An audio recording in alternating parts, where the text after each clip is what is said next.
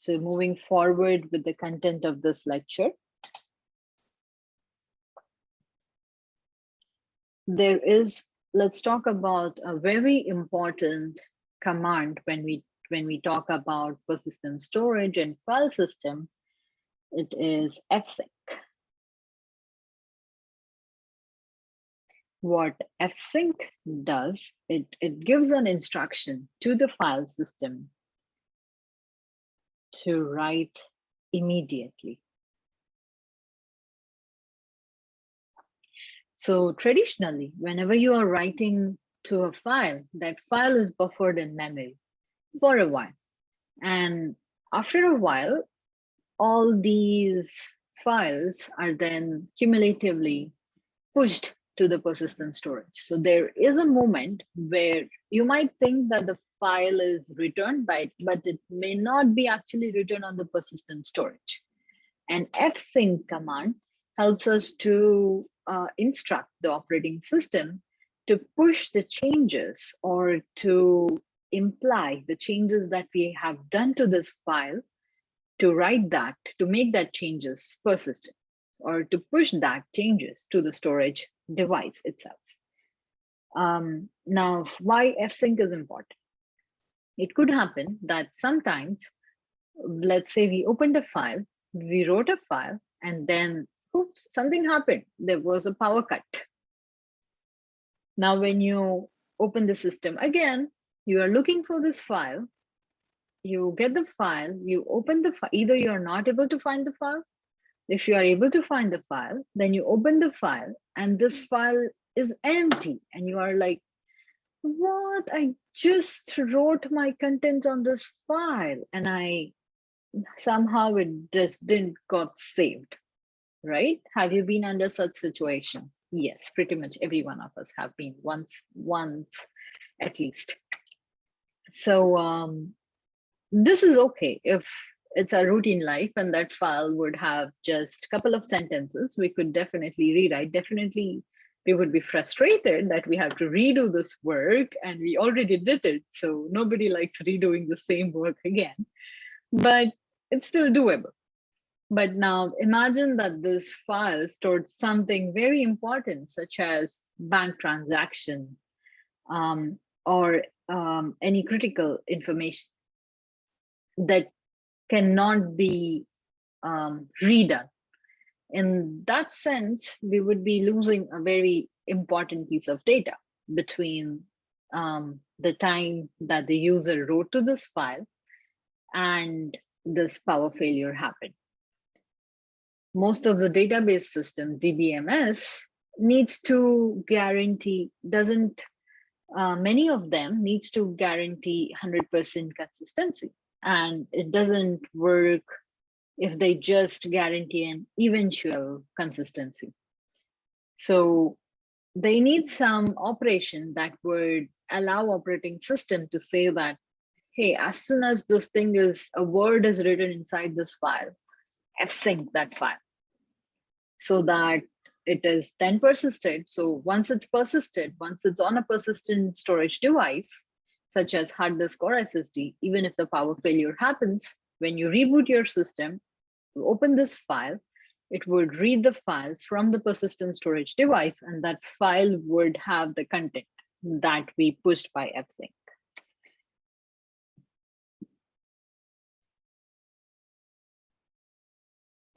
Now,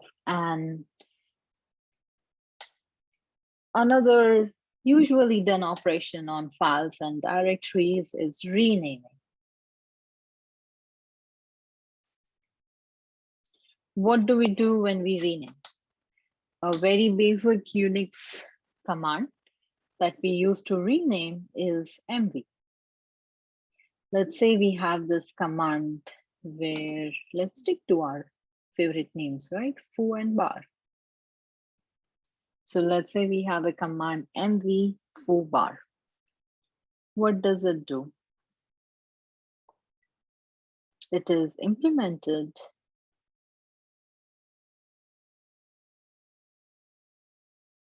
with rename.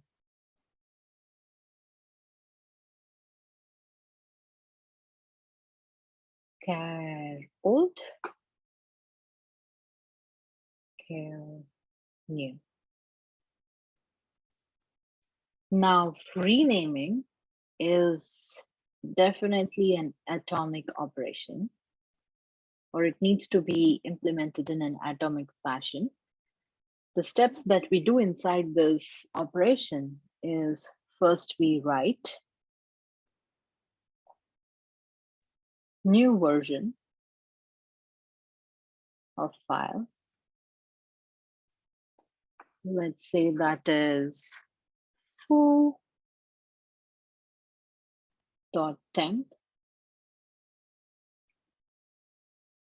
Then second, we edit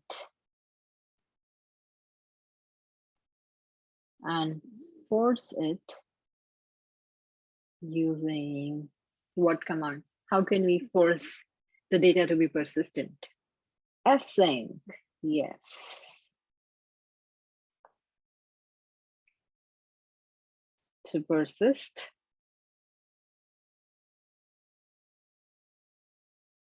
And why do we do this? To ensure new file metadata and content are written on the disk.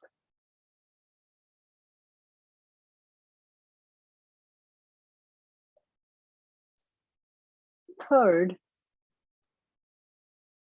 finally, we swap new file by renaming the temp file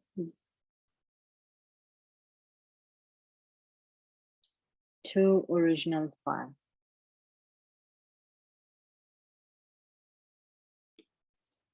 So these are the three critical steps that we do when we do the rename operation for any file.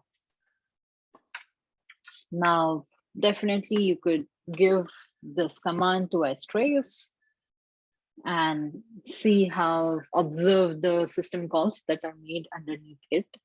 That would give you reiteration of these steps.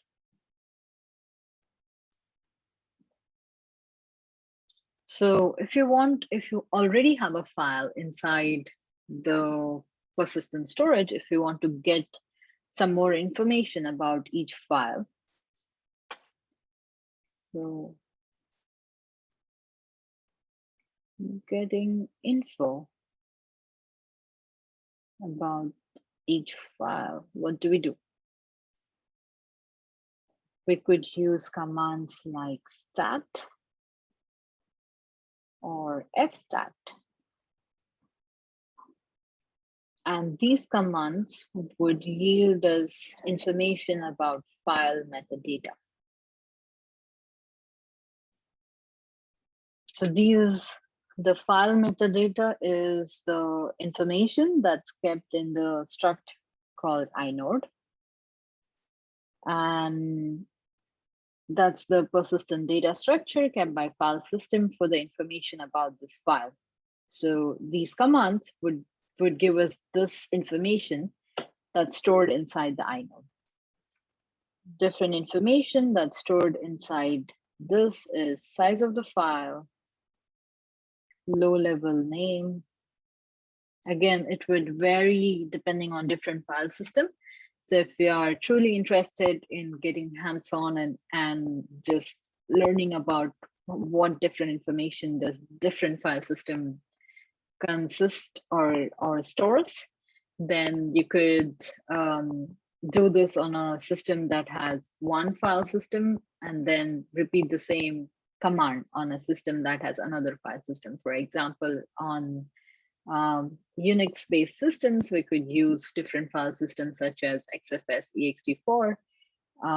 So you could do the same stat and fstat commands on these two different file systems and observe the information that it returns. So the file size, low level name. What is the low level name? we mentioned right at the beginning, right? That's the inode number for that file. Some ownership information,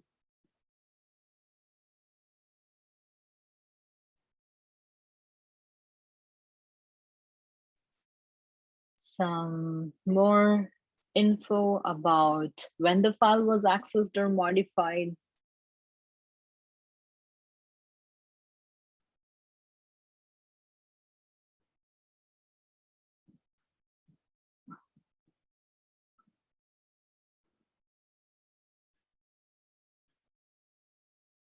And so on. So again, depending on file system, it could have some more information apart from this, but these are the basic information that pretty much any file system would need to operate correctly.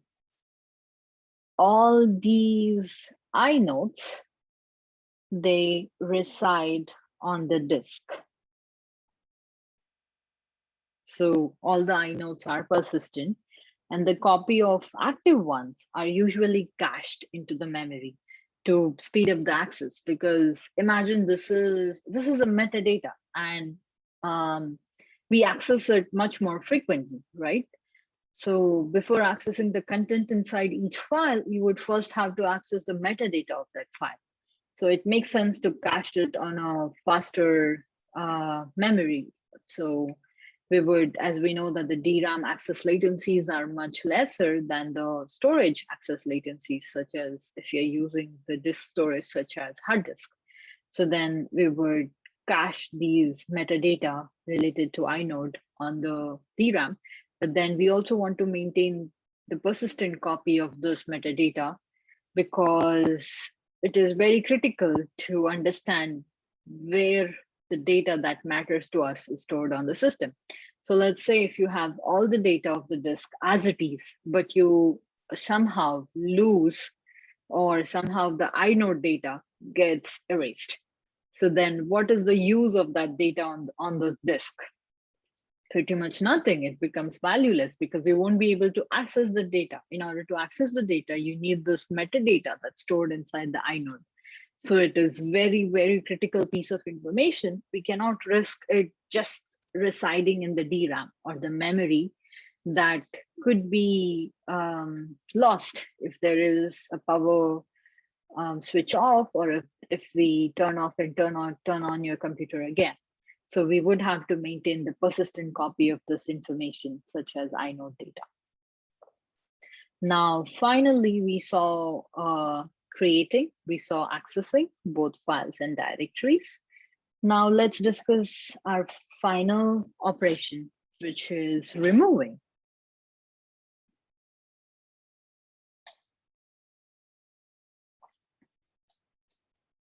How do we remove files? Probably many of you have right on top of your head, right? One of the simplest commands, that is just run rm. That's the command that removes the files on Unix systems. So what does this command do? You can look by the trace. Again, trace rm, because foo is the file that we are working, that we created. Try to put something, try to read that file, write that file. So let's delete this file because I don't think storing that hello matters, right? So trace rm foo. Now what this command do in the list of the things that would return on your console when you do this, one of it is unlink. Foo equals to 0. Now, why do we call it unlink and not something like delete, remove, right? That would give us an assurity that the data is okay, now actually deleted. But the command like unlink makes me feel like the data could actually be there, but now I just don't have the metadata to access that data. So why it is called unlink, and why not other things like delete, remove, things like that? But in order to understand that, we would have to understand a bit more, basically more detail about how does this rm command works with directories. But before going there, I would want to put a disclaimer over the most dangerous and powerful and harmful command to the root directory of the system, or to any system in its root directory, would be rm-rf*. You do not want to run this command inside the root directory unless you want to lose all the data that's there on that system. So basically, the system would then become an empty box. So be careful before even by mistake executing this command. Many times it has happened. I have heard from people where they run this command by mistake and then like, I lost everything that I had on my system. And that's a big, big, big, big, big shock for losing the data that you have in your system. So you never ever want to run this command inside the root directory or any directory inside which you are storing an information that matters to you. So then that brings me to the topic of deleting directory.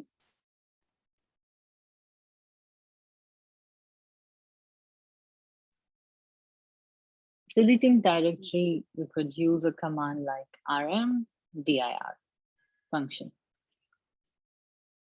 Now, the requirement that the directory is empty is preceded. We could delete a directory that we could delete only a directory that is empty. We cannot delete a directory that has some still valid files or other valid directories inside that. Because if we do that, visualize the initial directory hierarchy tree that we had, directory tree or directory hierarchy. Now in that, at a random, if we just delete off one directory that still has some another valid file, some another valid directories inside it, it would be disastrous, right? We wouldn't have the pointer to the we wouldn't have this nice single tree branching from the root directory anymore if something like that happens. So in order to delete the directory, it is required that the directory is empty. And that means directory consists of only self pointer to access itself and a pointer to access its parent. So if the directory consists only these two entries, then it is empty, and that's only when we can delete a directory.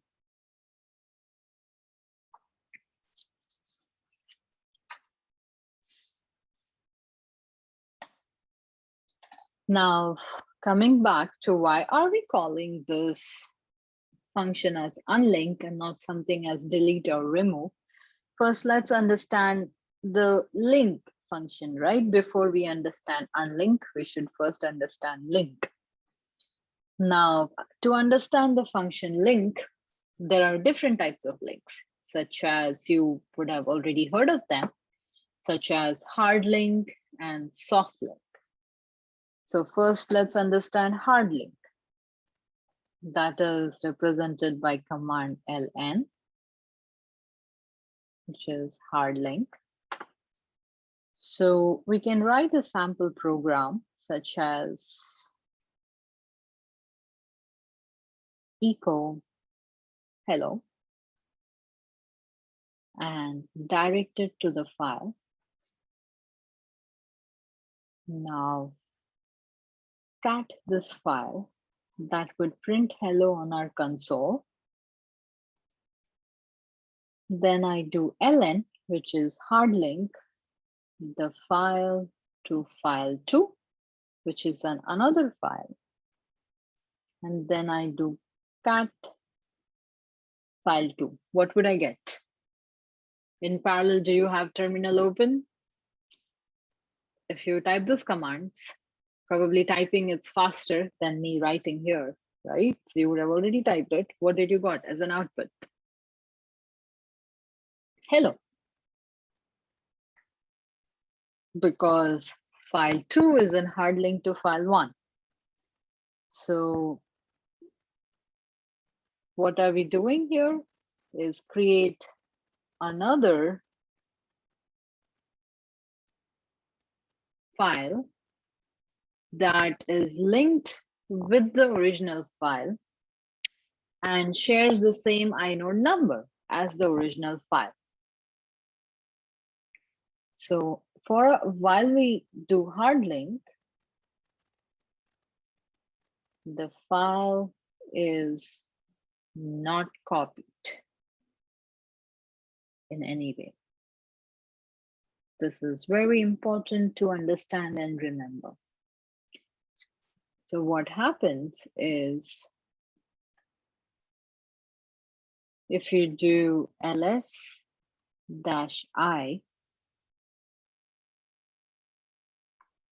file and file 2, so this command would give us inode number for these two files. What you would get is, now again, it depends on your system. What did your system assigned as inode number when you created this file to this files? What you would get is two exactly same inode numbers for both these files. So something like, if this is my magical number on my system, I would get this for file, and I would get exactly the same number for even file 2. So this shows that file 2 and file 1 have no difference.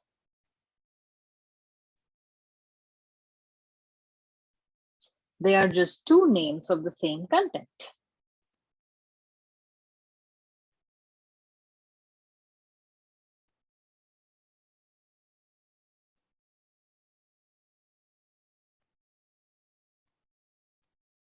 Thus, now that we understand this concept of hard link, now looping back to deleting the file, if you run rm file, then this would remove file. But after this command, rm file, now what if you do cat file 2? Do you think you would be able to get anything? Or removing this file has already removed the content that we had inside this file? Because both these files, when they're hard linked, they're sharing the same, exactly the same content and the same inode number. So exactly the same file underneath.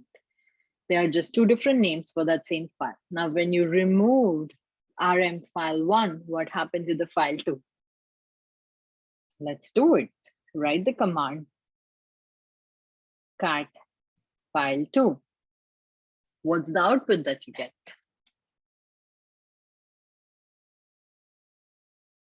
Ta-da! The output that you get is still hello. So your rm file didn't actually delete the file. It didn't actually remove the file, but rather what it did was just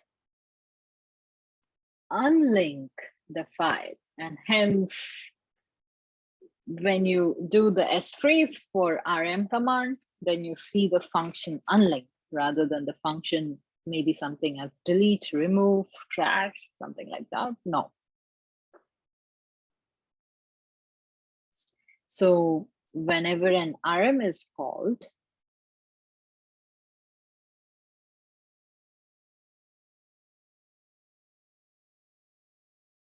it checks reference count of inode to track how many different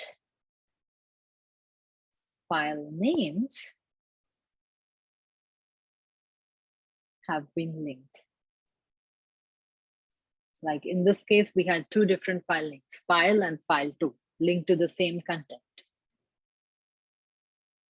and only when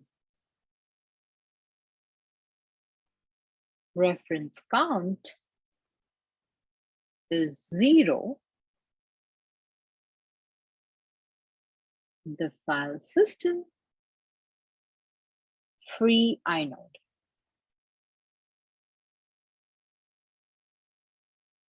Hence,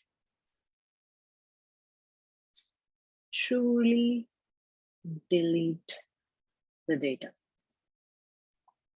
So until even a single file name is pointing to this file content, it would still keep the data, because we might have to access that file, like here how we access in the above example, how we do cat file too, and it still returns the content hello that we originally stored in that file. So now that we learned about hard links, it should be a definite question in your mind. What are soft links, right? So what are soft links?